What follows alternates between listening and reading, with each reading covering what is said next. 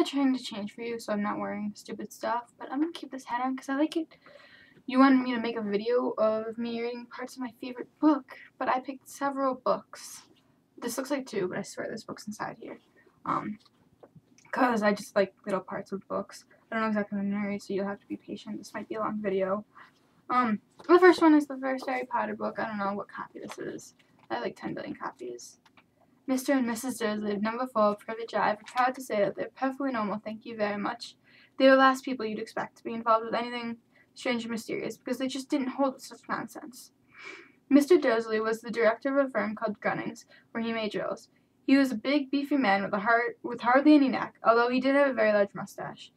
Mrs. Dursley was thin and blonde, had nearly twice the amount of usual neck, which came in very useful as she spent so much of her time craning over the garden fences, spying on the neighbors. The Dursleys had a small son named Dudley, and in their opinion, there was no finer boy anywhere. That's that. From that, I kind of like it because it's just the beginning. This book, nobody loves it, but it's my favorite.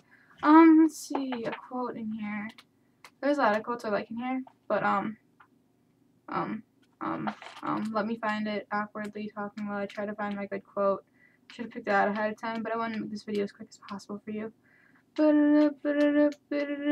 my god, you're watching me be weird. I told you I wouldn't be weird. Okay. This dude, the main character is Travis, and there's this girl named Casey. And there's horses and stuff in it, but Travis suddenly knew what they called it falling in love. It did feel like falling, helpless, half terror and half exhilaration, wishing desperately to call it off.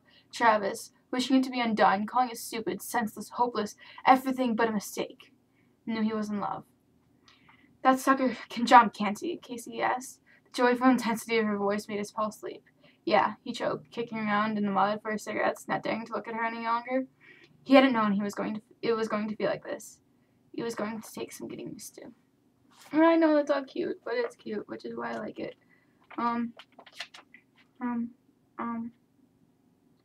Yeah. I don't know. There's other good parts of the book. Then this is a pure romance novel. It's from like the 40s. It's still in print today. I don't know what part I'm gonna read. I just know that I like it. Okay, yeah.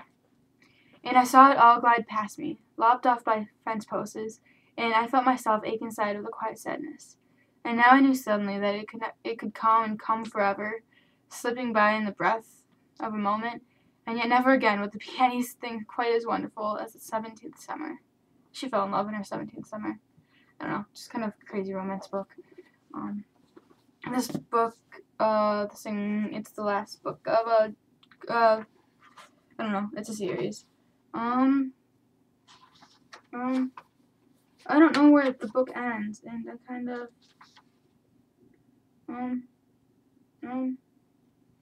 oh yeah, that's the epilogue. I want to be at the actual last part. So basically it's this fantasy book, and yeah, I don't know.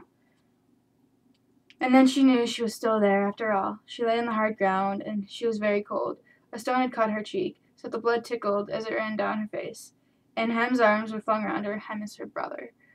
And he was sobbing with a passionate grief because he thought that she was dead. She stirred and sat up, put her arms around him to comfort him. And then Hem smiled through the tears, and they held each other close, as if they found each other again after a long and bitter parting. And they did not hear the plaintive whistle of the wind through the weeds, nor the calling of their friends as they ran up to help them, because now, in this moment, there was only each other. And the song never stopped, wreathed at last in its own music. It played on through the depths and heights and breadths of the wide and vivid world, following its own desires beyond the reaches of the human heart, forever wild, forever whole, forever free.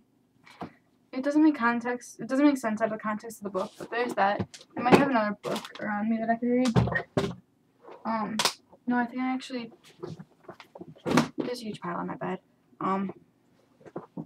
Yeah, I know that isn't good, but you asked for something, and I gave you something, and I don't know where any of my great books are. My great books tend to go with me, and I never put them down.